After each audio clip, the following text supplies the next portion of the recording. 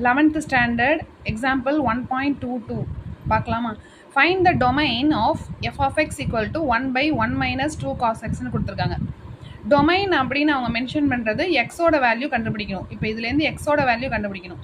So நாம் என்ன பண்ணிக்கிறோம், 1 மைனஸ் 2 cos எக்ஸை நாட் ஈக்குவல் டு 0ன்னு கொடுக்குறோம்.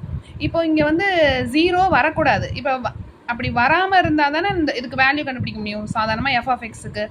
ஸோ இப்போ இந்த இடத்துல நாட் ஈக்குவல் டு 0 அப்படின்னு கொடுத்து அதுலேருந்து எக்ஸை கண்டுபிடிச்சிடுறோம். ஓகேவா? 1 minus 2 cos x not equal to 0 அப்படின்னு கொடுத்துக்கிறோம். இப்போ இதில் பாருங்கள், minus 2 cos x not equal to 1 இந்த சைடு வரும்போது மைனஸ் 1 வந்துடுமா? ஓகே, மைனஸ் மைனஸ் கேன்சல் ஆகிடுது. So 2 cos x not equal to 1ன்னு கிடைக்குது. உங்களுக்கு cos x not equal to 1 by 2ன்னு கிடைக்குது. சரி, இப்போ cos x not equal to 1 by 2 cos trigonometric ரேஷியோஸில் cos என்ன எதில் வந்து 1 by 2 கிடைக்கும் பாருங்கள். cos pi by 3யா? cos pi by 3ல 1 by 2 கிடச்சிருமா? அதாவது cos 60 டிகிரியில் உங்களுக்கு 1 by 2 கிடச்சிரும். அப்போ இப்படி எழுதிக்கிறோம். உங்களுக்கு ஆல்ரெடி இப்போ வந்து ஒரு ஃபார்முலா தெரியும். அதாவது cos x ஈக்குவல் டு cos y அப்படின்னு இருக்கும்போது எக்ஸை எப்படி எழுதலாம்?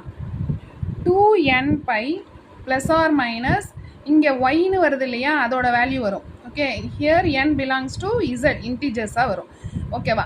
இப்போ இங்கே பாருங்கள், cos x நாட் ஈக்குவல் டு cos pi by 3ன்னு கண்டுபிடிச்சிருக்கோமா?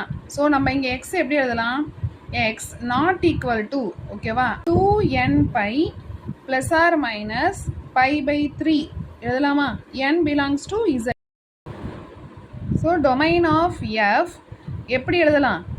எஃபோட ரியல் நம்பர்ஸ் அதில் இந்த வேல்யூ மட்டும் வரக்கூடாது. அதனால் 2n pi plus or minus pi by 3 ஓகேவா கொடுத்துட்றோம்.